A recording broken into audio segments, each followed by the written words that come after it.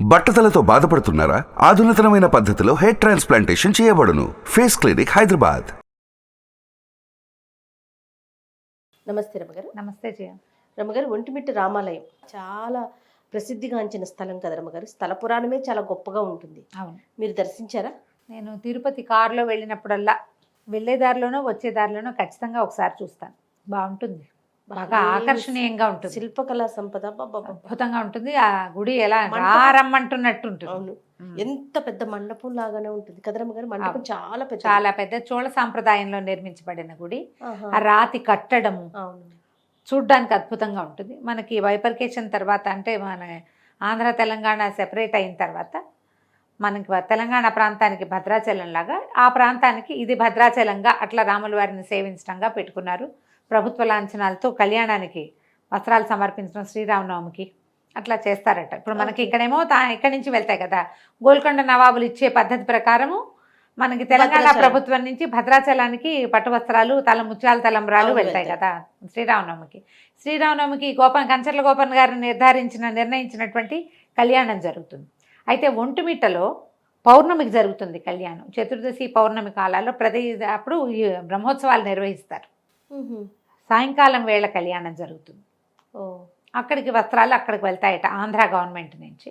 చాలా బాగుంటుంది. చాలా పురాతనమైన దేవాలయం ప్రత్యేకతల గురించి మనం చెప్పాలంటే, సీతారామ లక్ష్మణులు ఏకశిల మీద నిర్మించబడి ఉంటాయి విగ్రహాలు. పూర్వం ఎప్పుడో నట.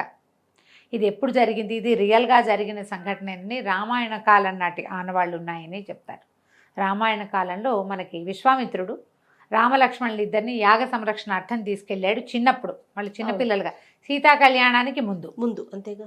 సీతా కళ్యాణం అయిపోయిన తర్వాత సీతారాములు మన అరణ్యవాసం ప్రారంభించిన తర్వాత ఈ ప్రాంతానికి చెందినటువంటి మృకండ మహర్షి, శృంగి ఇలాంటి పేర్లు ఉన్నటువంటి మహర్షులు ఇక్కడ యాగం చేసుకుంటున్నామని సంరక్షించడానికి రమ్మని అడిగితే, సీతారామ లక్ష్మణులు ముగ్గురు ఇక్కడికి వచ్చారని, అప్పుడు యాగ సంరక్షణ జరిగిందని, రాముల వారు కోదండము అంబులపది పిడిబాకు ధరించి ఉన్నాడని, అడవిలో ఉన్నారు కదా మామూలుగా ఉండే ఇవి కాకుండా ఆయన ఆయుధాలు కోదండము అంబులపది కాకుండా పిడిబాకు కూడా ఉన్నదని, ఆ సందర్భంగా ఆ మహర్షులే ఈ విగ్రహాలని ఏకశిల మీద నిర్మింపజేశారని చెప్తారు. ఇది ఎప్పుడు? సీతాపహరణానికి ముందు.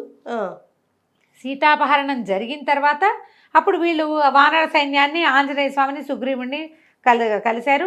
వాలి సంహారము అదంతా దాని తర్వాత జరిగింది కదా. జాంబవంతుడు వాళ్ళంతా పరిచయం అవడానికి చాలా ముందు. తర్వాత కాలంలో ఈ ప్రాంతానికి వచ్చినటువంటి జాంబవంతుడు ఈ గుహలో ఉన్నటువంటి ఈ సీతారామ లక్ష్మణుల విగ్రహాలను చూసి ప్రాణప్రతిష్ఠ చేశాడట. జాంబవంతుడు ప్రాణప్రతిష్ఠ చేశాడు అని చెప్తారు. ప్రతిష్ఠ చేశాడు. అప్పుడు వాళ్ళు ఆ గుహలో ఉన్నటువంటి ఋషులు ఇద్దరు ఈ విగ్రహాలని నిర్మింపజేశారని చెప్తారు. ఒకే రాయిలో నిర్మించబడి ఉంటాయి. ఆ గుడి తాలూకు అంతర్భాగం కూడా, గుహ కూడా రాయి తొలిచి ఉన్నట్టుగా కనిపిస్తుంది. ఇలా ఏకశిల మీద ఉండటం వల్లే దీన్ని ఏకశిలా నగరం అనేవాళ్ళు పాత రోజుల్లో. తర్వాత అది ఒంటిమిట్టగా పరిణతి చెందింది. పేర్లు మారుతూ ఉంటాయి కదా. మనకి ఆ లోపల చూస్తే ఇటు పక్కన, అంటే గుళ్ళోకి వెళ్ళంగానే ఎడం వైపు నుంచున్నాం అనుకో, మన ఎడం వైపు మనకి సీతారాములే కనపడతారు. కుడివైపు నుంచుంటే సీతారామ లక్ష్మణులు ముగ్గురు కనిపిస్తారు. ఆంజనేయ స్వామి లేని అత్యంత పురాతనమైన ఆలయం ఇదే. సీతారాములతో పాటు, సీతారామ లక్ష్మణులతో పాటు ఆంజనేయ స్వామి ఉన్న దేవాలయాలే పురాతన దేవాలయాలు కనిపిస్తాయి. అసలు ఆంజనేయుడు పరిచయమే కాని కాలం కాబట్టి ఆయన లేకుండా వీళ్ళు ముగ్గురే ఉంటారు. ఆంజనేయ స్వామి బయట ఉంటాడు. తర్వాత కాలంలో చెక్కబడ్డారనమాట. తర్వాత కాలంలో ప్రతిష్ఠ చేయబడ్డారు. చాలా విశేషంగా కనపడుతుంది. అయితే సీతాదేవి నీటి కోసం అడిగితే మన రాముల వారు ఒక బాణం వేసి పాతాళ గంగని రప్పించారట. మనకి ఇది కూడా కనిపిస్తుంది, కోనేరు. చాలా విశేషంగా కనపడుతుంది. అసలు దేవాలయపు కట్టుబడే ఎలా ఉంటుందంటే అక్కడ సడన్గా మొలిచినట్టు ఉంటుంది జయ.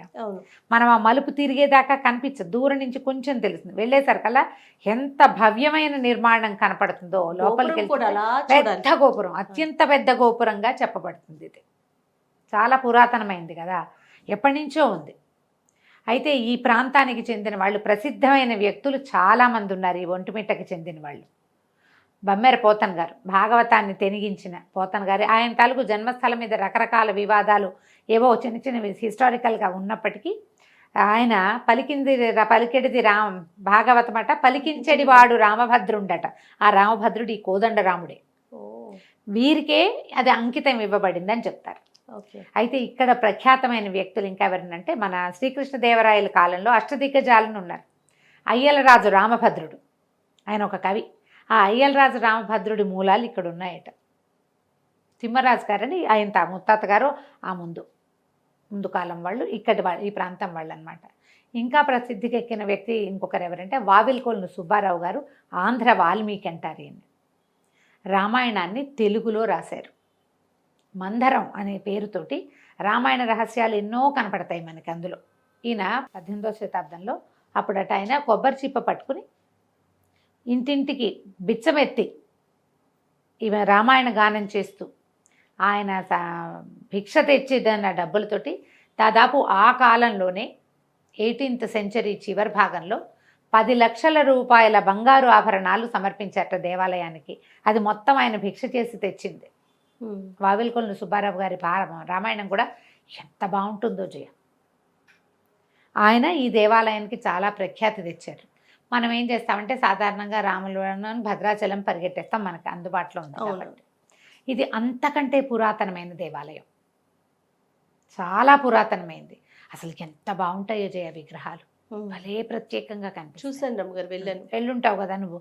తిరుపతి వెళ్తే నేను చెప్తున్నాగా, నేను తిరుపతి కారులో వెళ్తాము, సంభవిస్తే వెళ్తూనే ఉన్నాం ఏడాదికి 2 ఏళ్ళకి ఒకసారి. ఖచ్చితంగా వెళ్ళేటప్పుడు వచ్చేటప్పుడు. మొన్న జనవరిలో కూడా వెళ్ళాను నేను.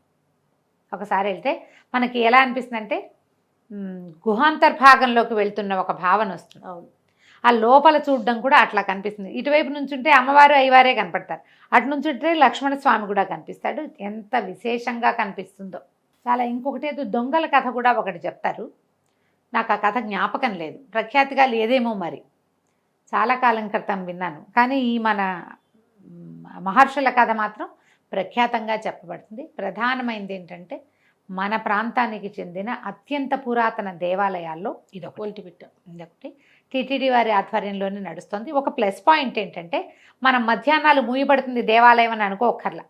తిరుపతి నుంచి మనం ఏ వేళలో వచ్చినా దేవాలయం తెరిచి ఉంటుంది, పొద్దునుంచి రాత్రి దాకా.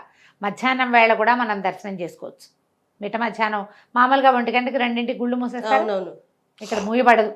ఏ వేళ నుంచి వేళ అయినా సరే మనం తిరుమల నుంచి తిరిగి వస్తూ స్వామిని చూడొచ్చు. ప్రత్యేకమైన దేవాలయంగా కనపడుతుంది. అసలు చూడ్డానికే మహా బాగుంటుంది. ఈ మనం బైఫర్కేషన్ తర్వాత చాలా డెవలప్ చేశారు కూడా దేవాలయాన్ని. అంతకుముందు నేను 15 ఏళ్ల క్రితం చూసిన దానికి ఇప్పటికీ చాలా డిఫరెన్స్ వచ్చింది. అవును, చాలా విశాలపరిచారు. వెనకాలంతా టాయిలెట్స్ అవి ఇవి అన్ని చక్కగా ఏర్పాటు చేశారు. అయితే మనకి కోనేరు ఉంది కదా, అదేమో శ్రీరామ తీర్థం అంటారు. యువతల వైపు ఒక బావి ఉంటుంది, ఇమాం బేగ్ బావి అంటారు. ఒక ముస్లిం భక్తుడు తవ్వించిన బావి. అప్పట్లో 16th సెంచరీలో ఈ కడప ప్రాంతాన్ని పాలించినటువంటి ఒక ముస్లిం నవాబు తాలూకు ప్రతినిధట ఆయన హేళనగా మీ దేవుడు పలుకుతాడా పిలిస్తేనంటే పలుకుతాడని చెప్పారట లోకల్లో ఉన్న భక్తులు. అప్పుడు ఆయన రామా రామా అని 3 సార్లు పిలిస్తే 3 సార్లు ఓ అని శబ్దం వచ్చిందట. పలికాడట రాముడు ఓ అని. ఆయన చాలా సంతోషంతో భగవంతుడు తన ప్రశ్నకి సమాధానం చెప్పాడని ఆయన ఆ సంతోషాన్ని పట్టలేక ఒక పెద్ద బావి తవ్వించాడు. ఇమాం బేగ్ బావి అంటారు దాన్ని. ముస్లిం భక్తులు కడప ప్రాంతంలో ఉన్న చాలామంది ముస్లిమ్స్ ఒంటిమిట్ట రామాలయాన్ని చూస్తారు. అది విశేషంగా కనపడుతుంది కదా, ప్రత్యేకమైనది. అయితే ఇక్కడ ఏంటంటే బ్రహ్మోత్సవాలు ఈ పౌర్ణమికి చేస్తారు. మన లక్ష్మీనారాయణ కళ్యాణం జరిగినప్పుడు ఎప్పుడు క్షీరసాగర మథనం అప్పుడు లక్ష్మీదేవి వచ్చింది. తర్వాత చంద్రుడు ఆవిడ సహోదరుడు కదా, వివాహం జరిగింది. లక్ష్మీదేవి శ్రీమన్నారాయణ వివాహం జరిగిన తర్వాత ఎప్పుడైనా కళ్యాణాలు జరిగితే కళ్యాణాలు ఎప్పుడు పగలే జరుగుతాయి, నేనెప్పుడు నీ కళ్యాణాన్ని చూడలేకపోతున్నానని చంద్రుడు లక్ష్మీదేవికి చెప్పాడట. అక్కడ అడిగాడు. ఆయన కోరిక తీర్చడం కోసం రాత్రి వేళ ఇక్కడ కళ్యాణం చేస్తారని చెప్తారు. సాయంకాలం వేళ చంద్రోదయం పౌర్ణమి ఘడియల్లో చేస్తారు. అద్భుతం కదా. ఇది ఒక ప్రత్యేకమైనది. పౌర్ణమికి ఈ దేవాలయంలో చాలా విశేషంగా చేస్తారు. ఇప్పుడేమో చైత్రశుద్ధ పౌర్ణమికి చేస్తారు. మామూలుగా ప్రతి నెల పౌర్ణమికి చాలా విశేషమైన సేవాకాలాలు జరుగుతాయి. మరి కళ్యాణం చేస్తున్నారేమో, దాని మీద బాగా వివరం తెలీదు. అర్చకులు మాట్లాడినప్పుడు చెప్పారు కానీ నాకు చాలా రోజులైంది, నేను ఆ పాయింట్ మర్చిపోయా. కానీ పౌర్ణమి మాత్రం ఇక్కడ చాలా విశేషం. మనకు అవకాశం ఉంటే చూద్దాం. తప్పకుండా అండి. చంద్రుడితో పాటు మనం కూడా చూడొచ్చు అక్కగారి కళ్యాణాన్ని అదే కదా. కదా. అయితే దీనికి ఏం చేశారంటే ఈ దేవాలయానికి కొంచెం దూరంగా ఈ హాల్స్ అవి నిర్మించారు. మనం వెళ్తుంటేనే కనపడుతుంది, వెళ్తుంటేనే మనకి రైట్ సైడ్ అంతా హాల్స్, ఈ కళ్యాణ వేదికలు అవి కనిపిస్తాయి. ఎంతో మంది ఒకేసారి కొన్ని వేల మంది కూర్చొని కళ్యాణాన్ని కాదు ఈ మళ్ళీ స్వామివారి కళ్యాణాన్ని చూసేందుకు చాలా పెద్ద అవకాశాన్ని ఇప్పుడు నిర్మించబడింది అనమాట. చాలా పెద్దది, విశేషంగా కనిపిస్తుంది. అవకాశం ఉన్న వాళ్ళు సేవించుకోవచ్చు. లేదా ఆ దారికి వెళ్ళేటప్పుడు కడప నుంచి రాజంపేట వెళ్ళే దారి కనపడుతుంది. మనం తిరుపతి చెప్పాక హైదరాబాద్ నుంచి తిరుపతి వెళ్తుంటే కూడా మనం దాన్ని దాటుకునే వెళ్తాం. ఎప్పుడు అవకాశం కుదిరితే అప్పుడు రాముల వారిని చూడండి. ఎన్నిసార్లు రామ అంటే అంత మంచిది. ఎన్ని మాటలు మనం దర్శనం చేసుకోగలిగితే అంత మంచిది. మనకి ఏదైనా సమస్యలు రాబోతున్నాయి, రామదర్శనంతో సమస్య వచ్చినా పెద్దది రాకుండా చిన్నది వస్తుంది. పెద్ద పెద్ద ఇబ్బందులు చిన్నవి అవుతాయి. కర్మ ఫలితాలు మనం అనుభవించక తప్పదు. దేవాలయ దర్శనం వల్ల కర్మ దుర్విపాకం తగ్గుతుంది. అవకాశం ఉన్నప్పుడు దారిలో వెళ్తూ తిరుపతి వెళ్తాం కదా అని అనుకోకుండా కనపడుతున్నటువంటి భవ్యమైన పురాతనమైన చారిత్రక ప్రసిద్ధి కలిగిన పురాణ ప్రసిద్ధి కూడా కలిగిన దేవాలయాన్ని తప్పకుండా దర్శించండి. తప్పకుండా. నమస్తే. నమస్తే. సుమన్ టీవీలో మీ పర్సనల్ అండ్ బిజినెస్ ప్రమోషన్స్ కోసం కింది నెంబర్కి కాంటాక్ట్ చేయండి.